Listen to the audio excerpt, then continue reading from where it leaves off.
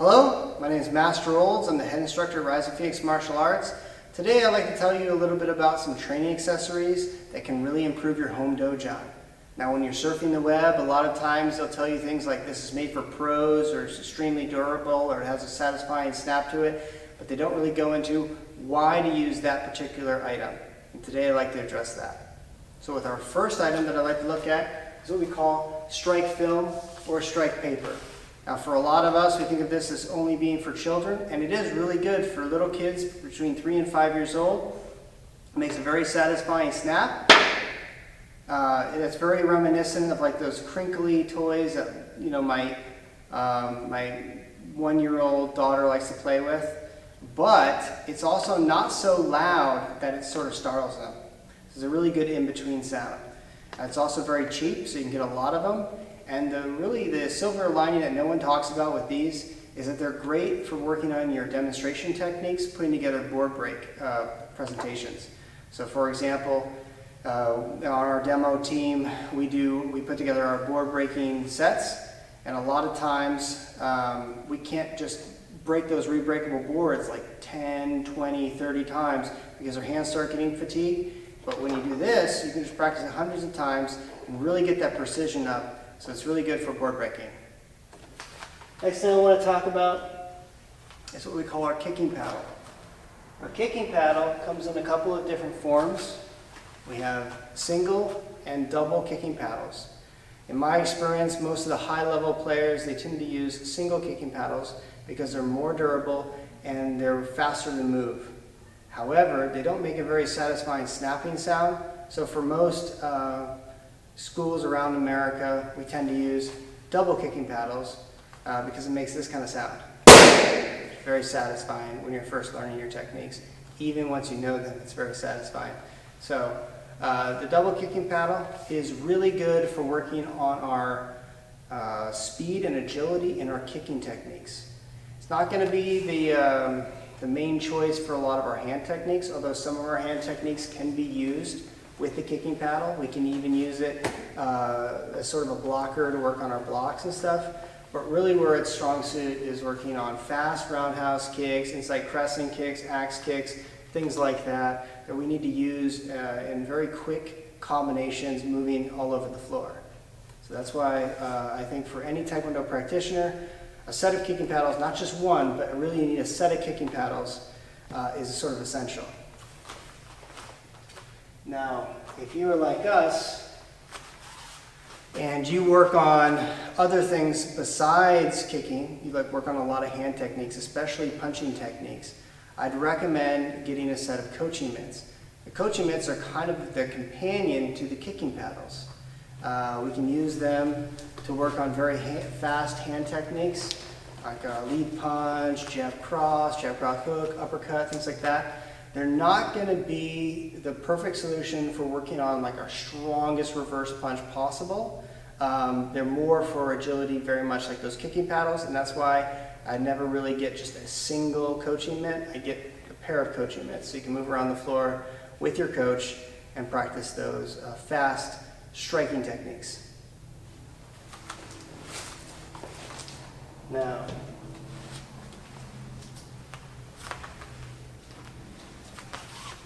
if you're looking for just something that's good at pretty much everything, the choice for you, I think, would be what we call our oval targets or oval pads. These guys are going to allow you to work on basically all your hand techniques with a ton of power, basically unlimited power. They're very similar to Thai pads, if you ever used those before. But the thing about those that sometimes can be annoying is they kind of shift around in your arms. These won't give quite as much protection, but I find they are just really good at everything. You can use a lot of your kicks with pretty much full power. There are a few kicks that, like spinning back kick and skip side kick, that these don't really well address.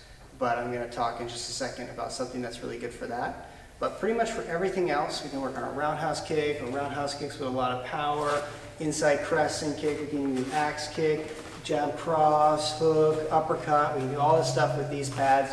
So they're really good for just about everything.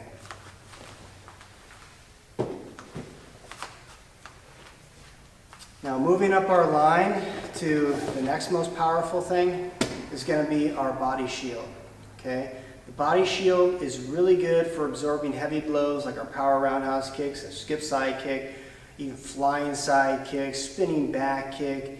You can use it in creative ways for other things, you know, working on your punching. Pretty much only punching to the body because you can't bring it up above your elbow or above your shoulder. If you hold it up like this, you're going to be smashing into your face. So pretty much everything needs to be to the body. You can then work on your reverse punches, your elbow strikes, as well as you can use it kind of creatively to work on like inside crescent kick or spinning hook kick. But its main focus is going to be on the skip side kick, the spinning back kick, and maybe the reverse punch.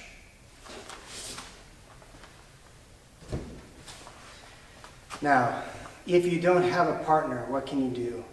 A lot of people in their home dojang, they don't have a partner. So a great choice for you is a product that sort of revolutionized the entire industry, and it's what we call the Wave Master. So, the one I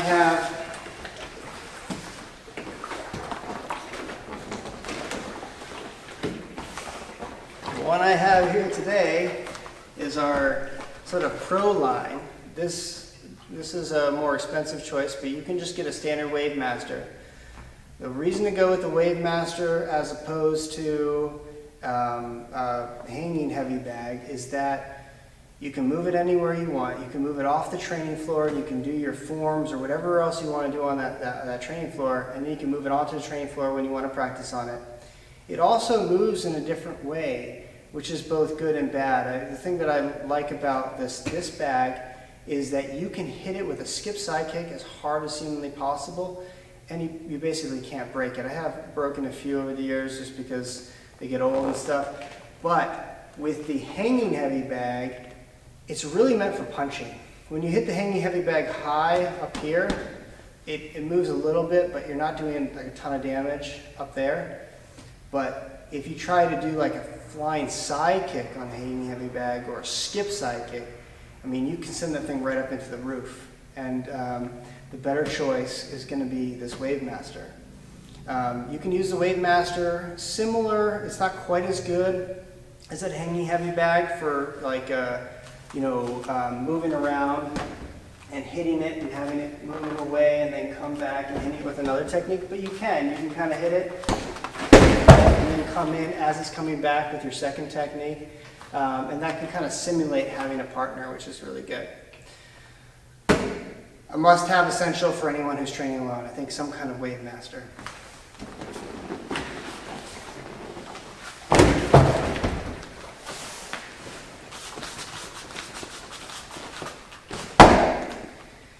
Guys, the Century VersaFlex. Century VersaFlex. When I first got this thing, it was sold to me as like the ultimate MMA training thing. And when I hit this thing,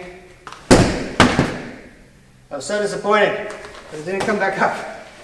And when I tried to work on all of my punches and my kicks, it's like I can hit it one time. But every time it falls over, I gotta pick it back up.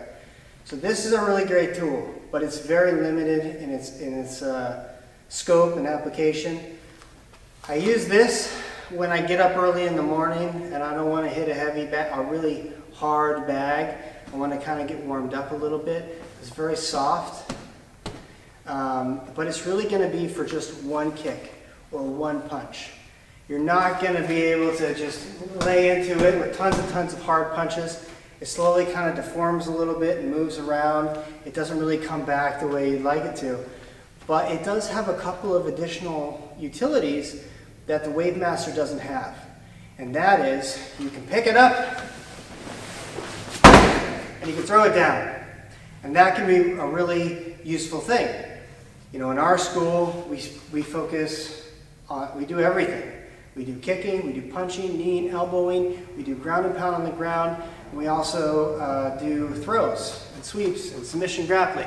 So obviously for ground and pound, you know, it's great. You can throw it down the ground, you can move around it, you can punch into it. You can sit on top of it as if you're in mount position.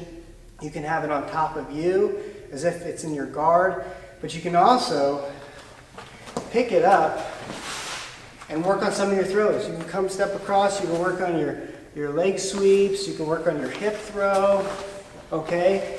And because it's got so much weight down there, whew, it's challenging, okay? So this is gonna really push you in a lot of ways. And you know, when you're home training, besides having a grappling dummy, there's not that many choices for you to really work on some of that grappling stuff. So having like a hybrid device like this can be quite useful.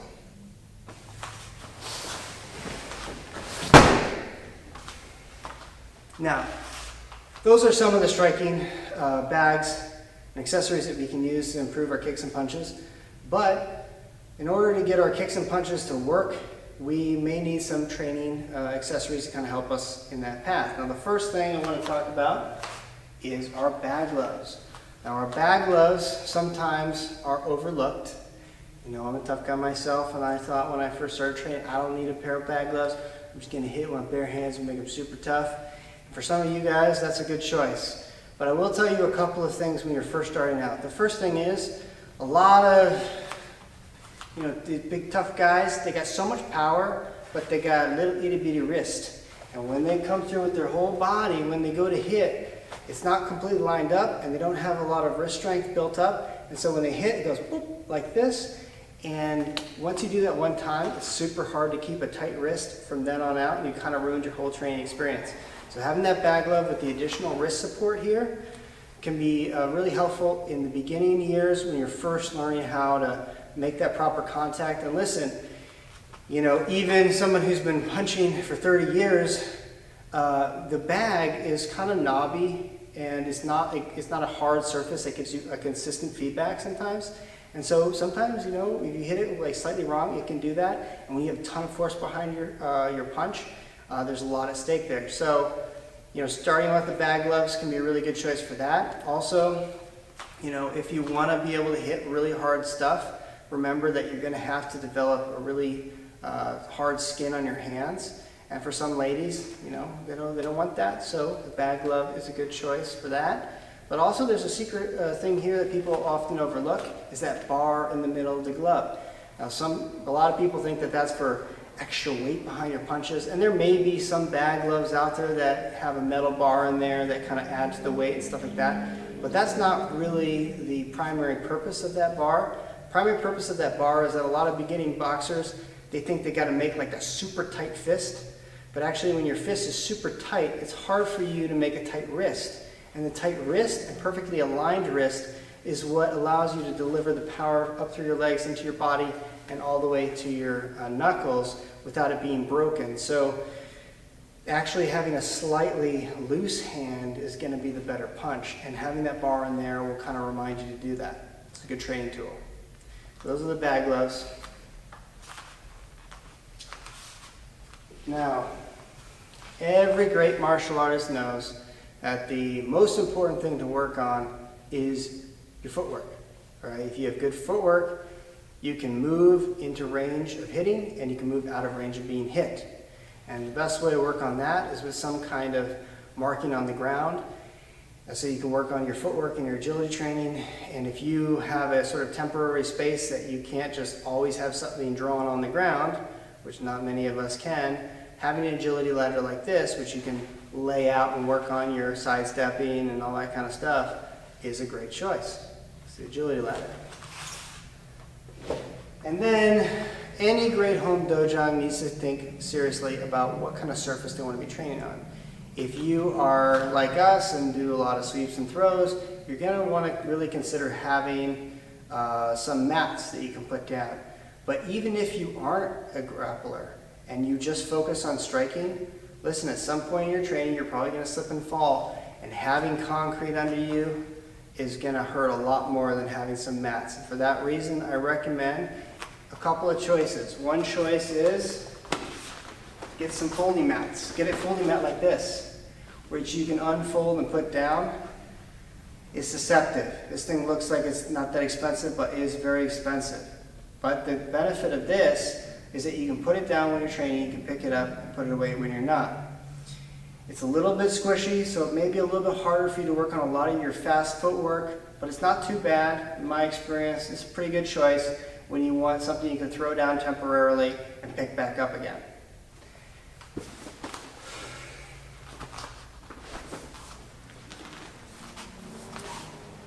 Now, if you're really serious about your home dojang and you want to go all the way, my recommendation is to not go that route, however, but get yourself a full set of mats, maybe puzzle mats or zebra or some kind of mat like that, and put it down over that training floor. The per mat price is probably going to be a lot less expensive than going with that folding mat. However, it's going to have to lay there, and you're going to have to get enough to basically furnish probably the size of like your whole garage, or the shipping is just going to be so exorbitantly expensive it's not going to be worth it. So those are our choices. Those are just some of the things that we recommend you to get for your home training experience. Honestly, if it was up to me, I'd probably have all of these things in my home dojang and a lot more. But I think to get started, picking a few that you seem to resonate with the things that you want to work on at home in your home dojang is a great place to start. Anyway, thank you for joining us for this little presentation.